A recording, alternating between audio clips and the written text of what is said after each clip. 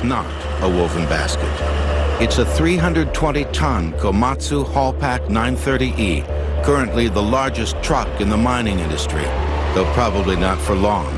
There's already some manufacturers talking about 360 tons, and there's probably going to be 400-plus tons trucks in the future. It wouldn't surprise me.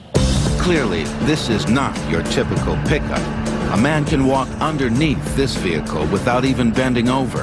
The 6 tires have a radius of over 12.5 feet and cost over $30,000 each. The fuel tank carries 1,200 gallons of diesel. Most highways wouldn't last very long with the types of weights that we're talking about in these trucks. Neither would overpasses. This truck is 23 feet tall. It's basically like driving a big old house with a cab sitting on top. Komatsu Mining Systems is one of about 6 manufacturers of these large off-road trucks. Their plant in Peoria, Illinois began as the dream of a man named R.G. Letourneau. He manufactured scrapers, made his own welders, made wire rope, and basically founded this. So from that, we grew into off-highway trucks. Letourneau kept his engineers on their toes. He would go around the shop and some piece wouldn't work or wouldn't fit or whatever. He would either redesign it on the shop floor with chalk, or he'd have an envelope in his pocket and he'd draw it on the back of the envelope, and it'd drive the engineers nuts just trying to keep up with him, because those were the changes for the next machine.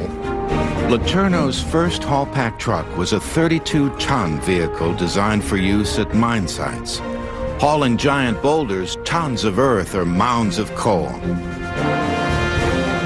He'd make the truck short so it would have a short turning circle, make it maneuverable. But the major thing he did was that the truck weighed less than it carried. And all the trucks prior to the off-highway trucks prior to that weighed a lot more than the payload that they carried. There's a lot of efficiencies gained with that. Trucks evolved from old dump wagons of the 19th century, designed to be able to lift and dump their haul of earth. With the advent of the internal combustion engine, companies like Mack improved on the horse-drawn wagons. Standard trucks that worked standard jobs, even giant projects like the Hoover Dam, were small enough that they could weigh more than their payload. But when the truly gigantic off-road trucks began in the late 1940s, their much larger payload capacity made Letourneau's lighter design much more practical.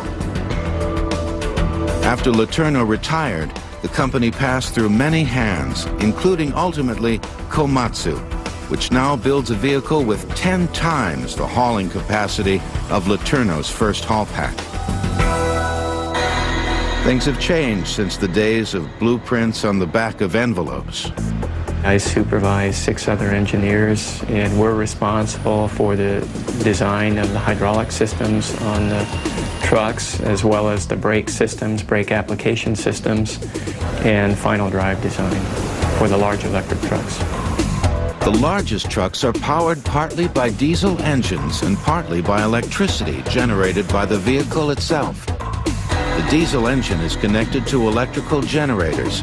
Energy created when the trucks descend a hill is stored in batteries on the vehicle. That stored energy is then used to power the trucks when they ascend hills, sending power to the large wheel motors. The trucks have no transmission. Yes, it is more elaborate than your typical Ford or Chevy pickup. The Komatsu plant looks like a boneyard for dinosaurs. The assembly process for a 930 takes approximately 10 days from the time the frame is set in this building and the assembly process starts. Steel that makes up the body can be 1.5 inches thick. The engine is 2,700 horsepower.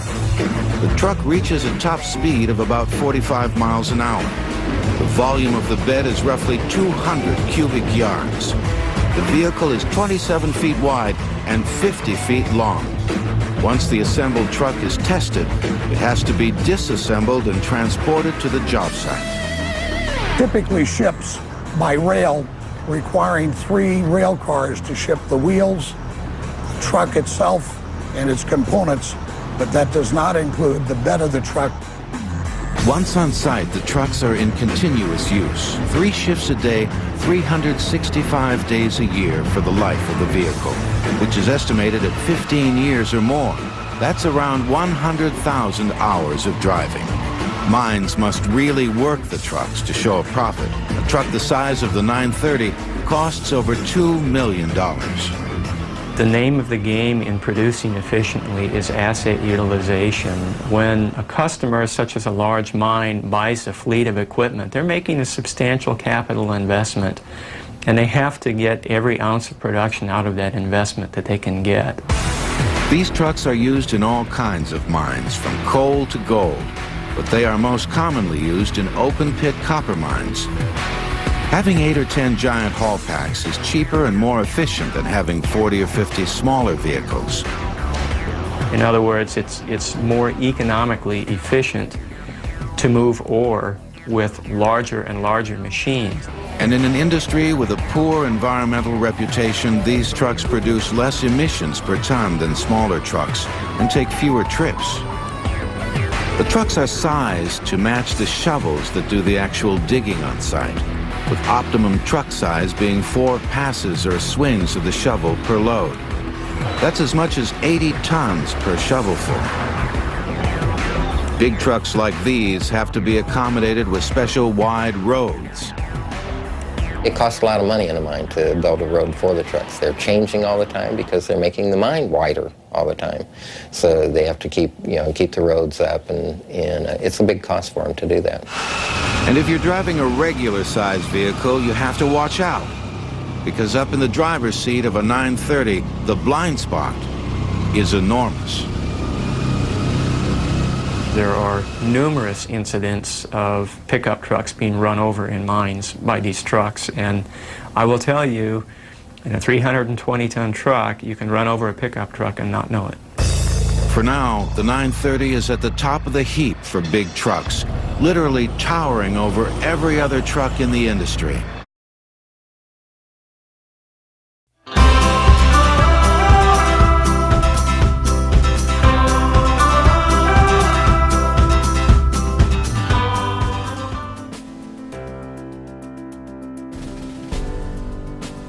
Hitachi Construction Machinery introduced its AC3 dump truck series in 2013.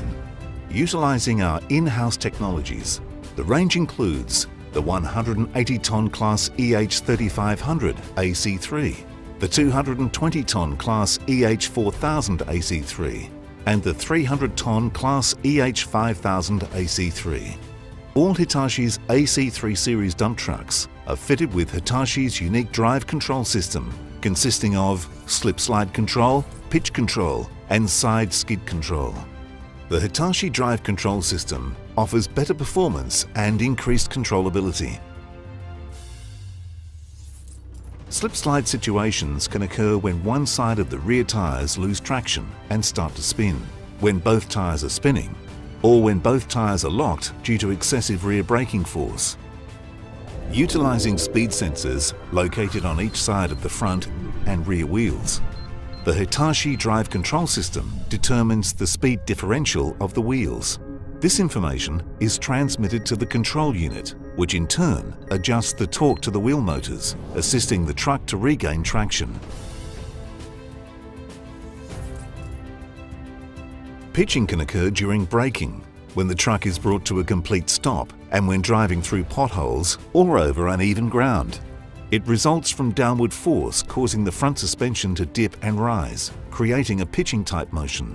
By continuously monitoring speed with combined sensors and brake torque, the Hitachi drive control system can suppress the pitching motion that occurs through braking, drastically increasing operator comfort.